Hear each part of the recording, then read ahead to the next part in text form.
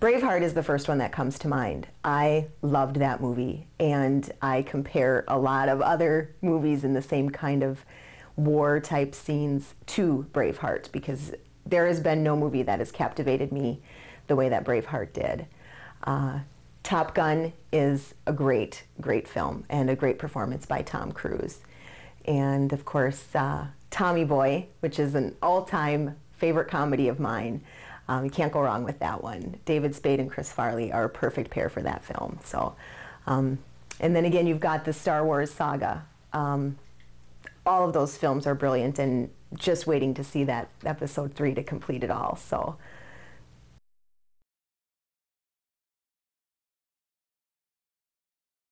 Well, I need to be attached to the characters and feel for them, feel their pain, and feel what they're going through. A great story, it has to be captivating, it has to keep my attention, it has to have a good climax and all of that.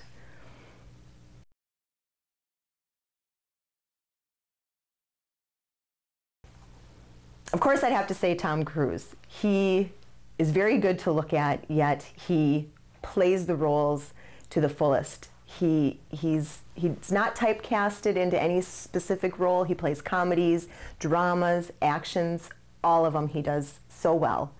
Johnny Depp is another great actor. He plays a lot of unique roles, and he does them very well. Mel Gibson would be another one. Again, of course, because Braveheart being one of my favorite movies. He is just a phenomenal actor in all of the films that he does.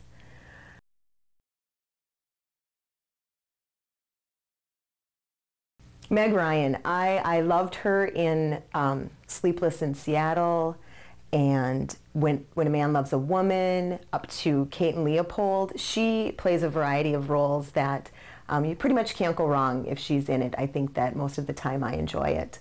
And Julia Roberts is the same. She plays, you know, the runaway bride to Steel Magnolias, where you're crying your eyes out.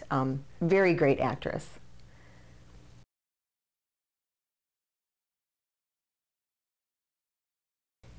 A lot of people are surprised that I was disappointed by these two films, but Kill Bill 1 and Kill Bill 2.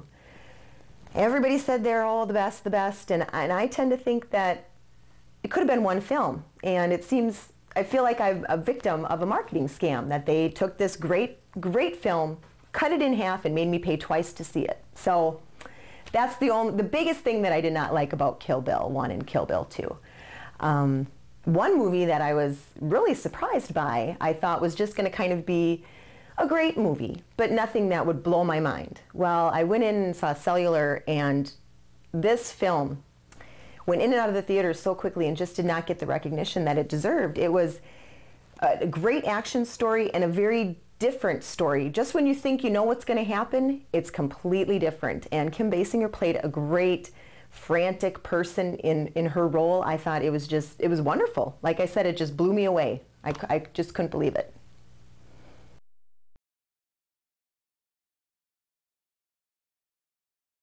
Well, of course, horror would have to be right up there at the top. I mean, who doesn't love to be scared? Well, I shouldn't say that, there are a few people who don't, but I love being scared, and I love not knowing what's going to happen, and things are going to jump out at me and scare me off my seat. Science fiction I love too, because they just stretch the boundaries of what's real, what's not, what could happen, what couldn't, and it just really makes you have to expand your imagination to actually grasp the concept of it, and I love that. Of course, I love action movies as well. I love the Mission Impossibles and all of those. They're all great action films. They keep you on the edge of your seat, and it's a lot of action, and everything's going. So those would be my top 3 favorite genres.